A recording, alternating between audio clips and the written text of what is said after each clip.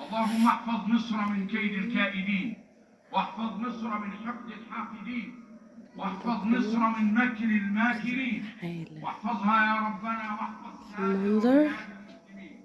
اللهم انصر المجاهدين في فلسطين. اللهم أيدهم. تعالوا بقى نعمل مع بعض فطار مصري اصيل. جبت ايه بقى؟ بصوا كده، جبت طعمية وفول ومسقعة. تعالوا نعمل مع بعض بقى الفطار، يلا بينا.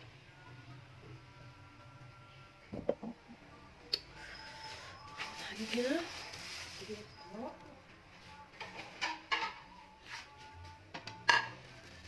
حط فيها، حط بقى فول هنا كده، حط الطعمية،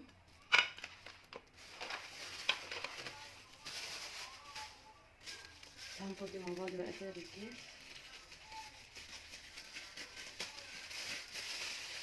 هو يوم الجمعة لازم يكون فيه فطار مصري أصيل. بصوا بقى، بصوا بقى الحراشة بقى دي.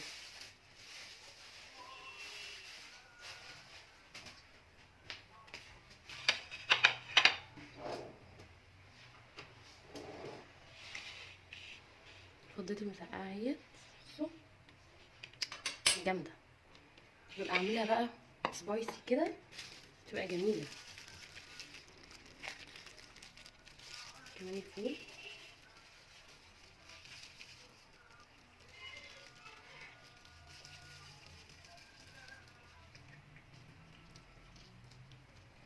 هو تحس كده ان هو خفيف شوية بس هو بيبقى حلو. فاضل الطعمية بقى هنحطيها او ثلاثة على حسب ما بتقول. عارفة هو ليه جايبها صغيرة بس حلو. ايه كمان بقى؟ في بقى العيش، بصوا بقى عيش اللي هو البلدي ده، وعملت مخلل فضيته. كنت جايبه كيس مخلل ماشي. في حركه بقى حلوه علشان احافظ على المخلل ده. هعمل ايه بقى؟ هجيب العلبه دي بتاعت المخلل. انا اصلا وانا بجيب المخلل فحطيت فيه ميه، جبت مخلل فيه ميه عشان افضل حافظاه لفتره. العلبه دي بقى بتحفظ المخلل فتره طويله جدا، يعني ممكن يغيب شهور بره التلاجة كمان، مش شرط يعني يكون جوه التلاجة. انا كنت جايباها بس بقالي فتره يعني من مول كده في طنطا. بس بصوا كده اهوت في ميه. كل ما بجيب حاجه بقى، يعني مثلا انا جبت جزر بقطع جزرايه عليه، جبت مثلا بصل او قرنبيط او اي حاجه من دي، فبقطع بقى كده لحد ما بملى البرطمان ده. في نفس الوقت وانا بجيب، كل ما بجيب مخلل في الاول كده بجيب معاه ميه عشان اعمل كميه مخلل وفي نفس الوقت يكون بطعم اللي هو المخلل بتاع بره. بصوا بقى العلبه كده انا قفلتها اهيت بس، وهتتحط هنا عادي، حطها هنا كده عادي جدا. بصوا هنفطر بقى كمان. انا هعمل هنا جبنه، ثواني. بصوا بقى الجبنه دي جبنه قديمه، احط منها هنا، خد منها حته صغيره كده، مش هاخد كتير يعني. عشان ايه؟ بيتبقى منها كتير عشان هي هتقع جدا. بس كده وبعدين مكانها. بصوا كده بقى، بصوا كده بقى، بصوا الفطار جامد. هفطر بقى واجيلكوا عشان اشوف هنعمل ايه تاني.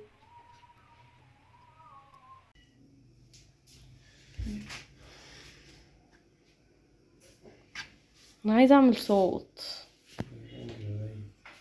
بس كده يا حلوين، فطرنا بقى، وصلت الفطار وجيت عشان اعمل الغدا. بصوا، جبت لحمه وقعدت افكر انا ممكن اعملها ازاي. فانا كان عندي ملوخيه في الفريزر، فرزاها في الفريزر، فدي كانت اسهل حاجه بالنسبه لي هعملها. هسلق بقى اللحمه وهعمل الملوخيه واعمل رز بالشعريه واعمل معاها فته. ماشي، هاخد بقى اللحمه عشان اسلقها. انا غسلتها وحطيتها عشان تتنقع، عشان يعني تنزل لو فيها حاجه او كده. بس حطيت الحله دي بقى وسبتها كده علشان تعمل خالص، تنشف قوي. بعد كده بقى هحط اللحمه هنا في الحله دي، خليكم معايا. بس كده بقى هبدا احط اللحمه. انا بحب اعمل اللحمه كده، مبحبش اعملها بقى بالطريقه التانية دي اللي هي اسلق الميه وانزل فيها، لا بحب ان انا اعملها كده.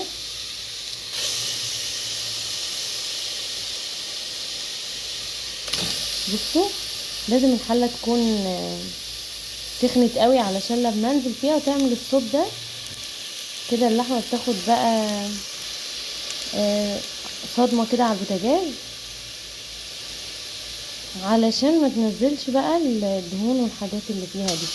بصوا، انا جايبينها ناعمه علشان اياد يعرف ياكل منها. عشان لو عندك اطفال المفروض ان انت تجيبيها تكون ناعمه قوي عشان يعرفوا ياكلوا منها. مش عارفه بقى هي هتغيب في السوا ولا هتاخد قد ايه، بس انا بحطها بقى. بص كمان لحمه هو جايب معاها ايه، جايب معاها الدهنه دي بقى تبقى تحفه في الفته وبتخلي اللحمه دسمه قوي. لو حد بقى عايز يعمل كبسه او كده هتبقى جميله. هو جايب كذا حته دهنه الصراحه محترمين يعني. بص دي بس كده هسيبها بقى وهقعد اشوح فيها كل شويه لحد ما تستوي معايا. بصوا بقى كده وهي بتتشوح انا قعدت اقلب فيها بقى واديتها كذا تقليبه كده. ماشي، هي كده يعني قربت بقى ان هي يعني غيرت لونها. انا قعدت اقلب فيها كده كتير بقى، بس هي لسه فيها ميه، فانا مستنيه من الميه بتاعتها تنشف خالص. هنزل بقى عليها بايه، معايا هنا طماطم. ماشي، كانت في الفريزر فانا طلعتها وقطعتها. وده بصل هشوحها كده بيهم يعني. وكمان انا نسيت احط فلفل، فهحط لها شويه فلفل كده.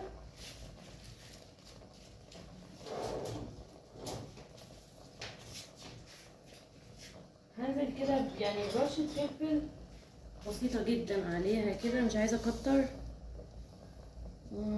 عادي بقى لو عندك ورق لوري حبهان ممكن ننزل عليها. ماشي، حطيت كده الفلفل. هبدأ بقى ان انا اقلب عشان يعملوا ميكس كده مع بعض، وتاخد بقى من طعم البصل والطماطم. محتاجش بقى ان انا اقعد كل شويه احط لها بهارات وكده، لا هي كده تمام. اما تنشف بقى خالص هقوم مزوداها ميه واسيبها بقى لحد ما تستوي. اول ما تغلي هبدا ان انا اوطي عليها واضغط الغطا عليها كويس واسيبها بقى لحد ما تستوي مع نفسها. وهعمل بقى هاجي بقى هعمل ايه، هعمل الرز. هعمل رز جنبها كده بالشعريه. وهعمل كمان الفته. يلا نشوف هنعمل ايه بقى، خليكم معايا. بصوا كده هي قربت بقى الميه اللي هي تشرب الميه بتاعتها خالص، فانا هغطيها واسيبها بقى مع نفسها كده لحد ما تشرب ميتها خالص. بعد كده بقى هاجي وازودها الميه. هعمل بقى دلوقتي الرز. بصوا كده انا عملت اللحمه بقى وجيت عشان اعمل الرز. هحط بقى الاول سمنه كده. في تركايه بقى جامده هنا، انا سبت بقى حته كده من الدهنه بتاعت اللحمه عشان اعمل بقى الرز. بصوا بتدي للرز تيست بقى عالي. سامعين الصوت؟ سامعين التش دي؟ لازم عشان السمنه تسيح معايا على طول. هفضل بقى اقلب فيها. الدهنه دي بقى هتدي للرز نفس حلو قوي، نفس احلى من اي سمنه. كمان انا برضو يعني بحط زيت، ممكن احط زيت وممكن لا، بس بصوا عليها بقى هتبقى طعمها جميل. في ناس كتير بتشتري الدهنه دي من عند الجزار، يعني بتجيب مثلا كيلو او 2 كيلو كده، طبعا بسعر بيكون اقل من اللحمه بكتير، وبتتحط بقى في الفريزر كده، وبتطلعها تاخد منها المعلقه وتحطها بقى على اي اكله هي بتعملها، تدي للاكل بقى دسامه كده وبيبقى طعمه خطير بجد.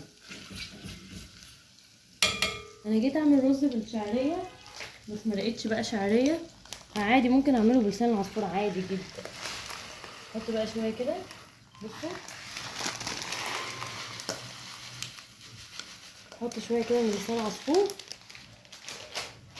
اهوت.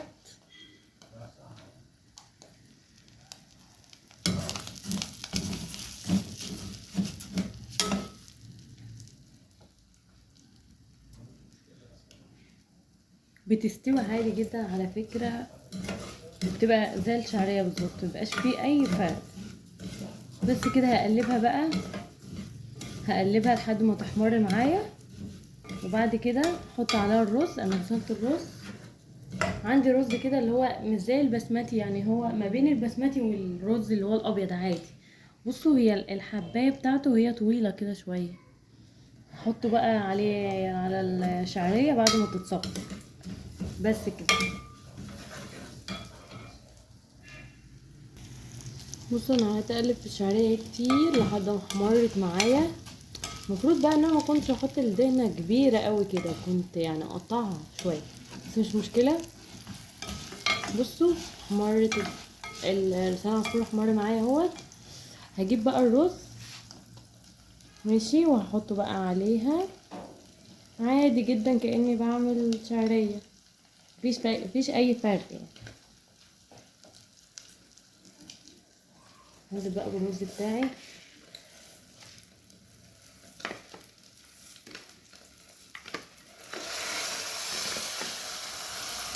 بمناسبة الرز بقى يا جماعة، المفروض ان الفترة دي هي الفترة اللي الرز هيبدأ يعني مش عارفة، يعني يحصدوه بقى من الارض وكده.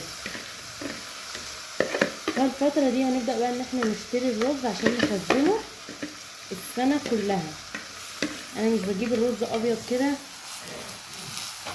بجيب الرز بيكون لسه بقى طالع من الارض وكده، وبنعمله بنبيضه بس وبيطلع الرز ده. والفترة الجاية هجيب الرز وهقول لكم ايه النوع اللي انا هجيبه وسعره هيكون عامل قد ايه. قعدت بقى اقلب كده. هجيب المية بقى، خليكم معايا. بصوا هحط بقى المية.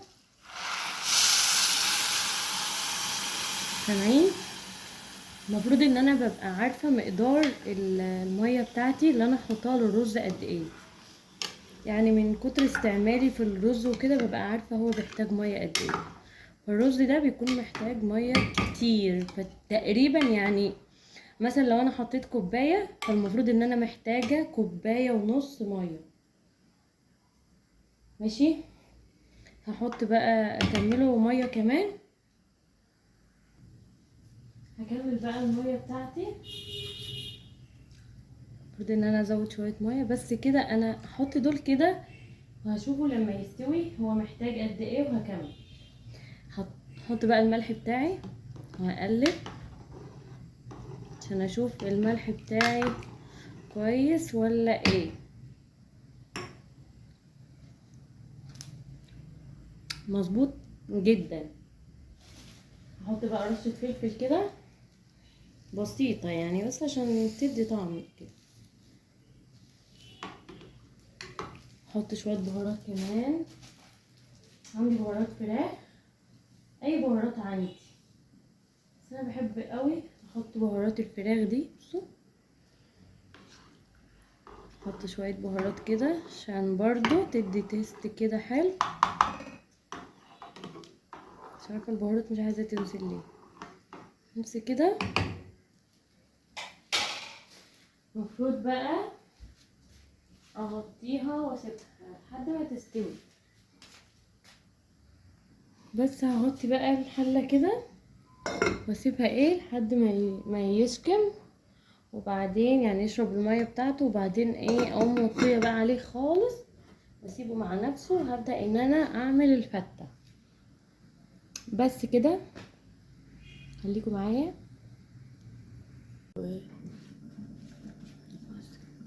بصوا بقى، انا عملت الرز وخلص، واللحمة كانت خلاص قربت تستوي. هي غابت قوي يعني، خدت كام ساعة كده.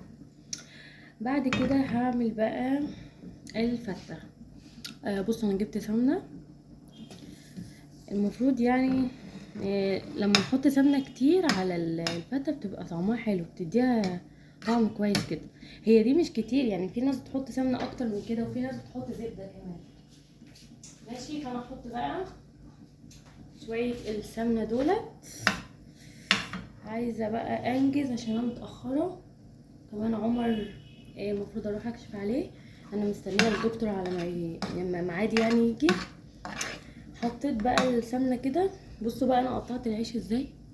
بصوا، يعني انا مقطعاها بقى بالمقص كده، مقطعاها صغيره علشان تشرب الشوربه على طول، وما يبقاش كده ناشف يعني، او مش متدبل في الشوربه كويس. فكل ما بتقطعي الفته صغيره كل ما بتبقى كويسه. هنزل بقى بالعيش كده علشان بقى الفه في السمنه واحمصه كده وياخد لون حلو.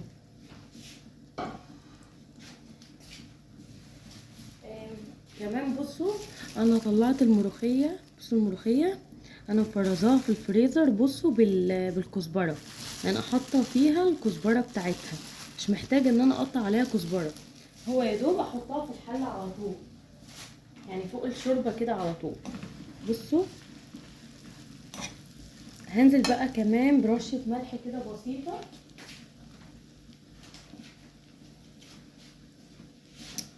يعني رشه ملح سنه بسيطه قوي كده على العيش ده عشان يدي طعم كويس معايا. وهبدأ بقى ان انا الف العيش كله في السمنه بالشكل ده. بصوا، بصوا العيش كله اتشرب من السمنه ازاي. هلف بقى العيش كله كله.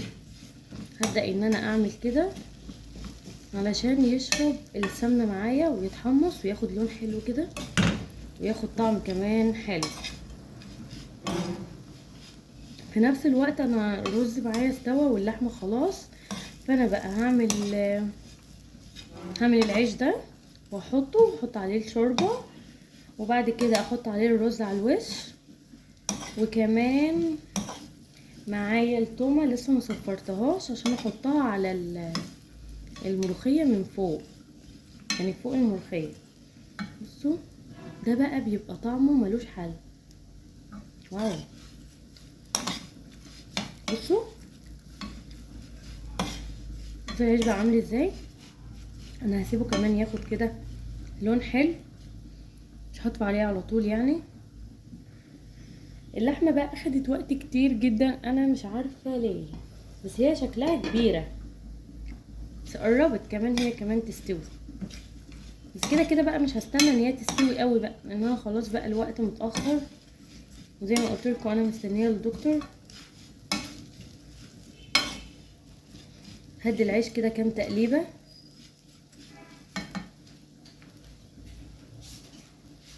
انا قطعت هنا توم، عملته كده بالمبشره وحطيت عليه السمنه عشان اسيحه واصفر التومه كده، وانزل عليها بقى انزل بقى بيها على الملوخيه بعد ما بحطها في الحله. بس كده اقعد بقى الف في العيش لحد ما يتحمص. بصوا كده العيش بقى تمام قوي، خلاص كده اتحمص وبقى حلو. احط بقى السمنه كده تسيح عشان احطها على الملوخيه.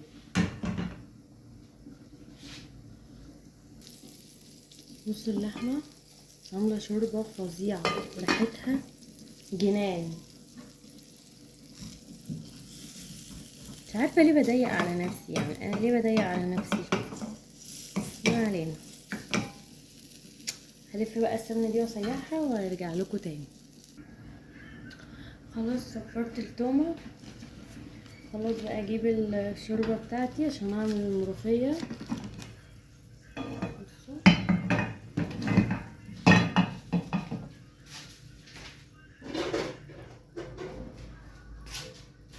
نجيب الحله دي احط بقى فيها الشوربه.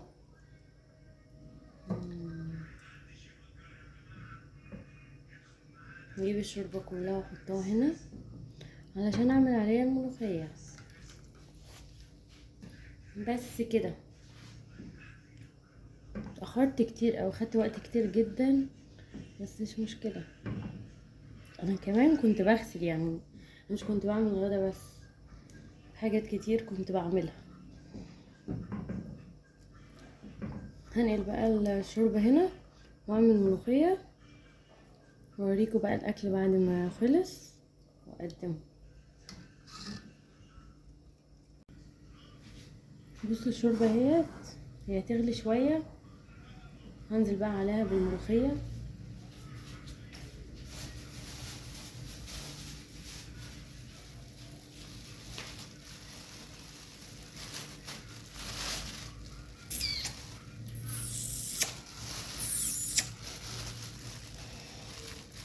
شهقة يا جماعه، شهقة.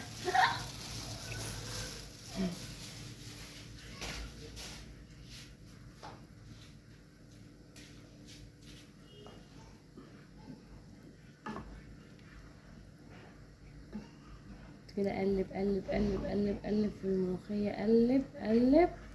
ده كده كام تقليبه حلوه. بصوا بصوا الكزبره اصلا طلعت معايا، طلعت على الوش اهي. دي احلى فكره جاتلي.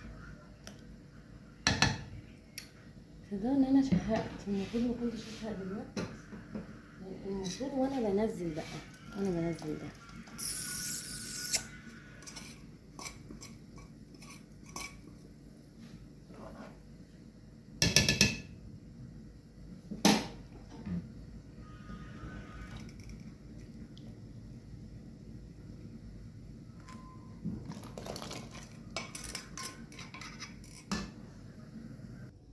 بصوا كده خلاص كده الملوخيه خلصت. بصوا واو، طعمها يا جماعه تحفه تحفه.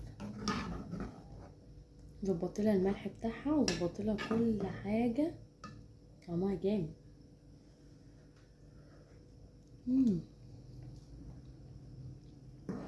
بس كده هغرف بقى الاكل اوريكم الاكل بعد ما اغرف.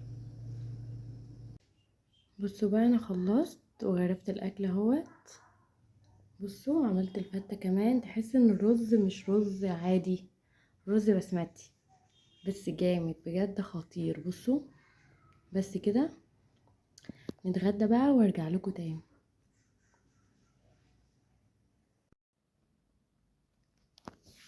بس كده يا حلوين، وهنا كان اليوم خلص معايا.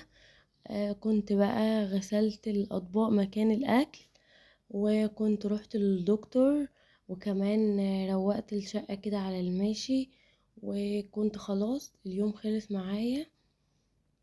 يا رب الفيديو يكون عجبكم وتكونوا استفدتوا منه، وان شاء الله الفترة الجاية هعمل روتينات مختلفة وفي تفريزات كتير الفترة الجاية، خصوصا كمان ان المانجا دخلت، فطبعا لازم نقطعها ونحطها في الفريزر. هوريكم الطريقة اللي انا بعمل بيها المانجا علشان تغيب معايا من السنة للسنة، وتكون كده اورجانيك كده وحلوة، كأنك لسه عاملاها حالا.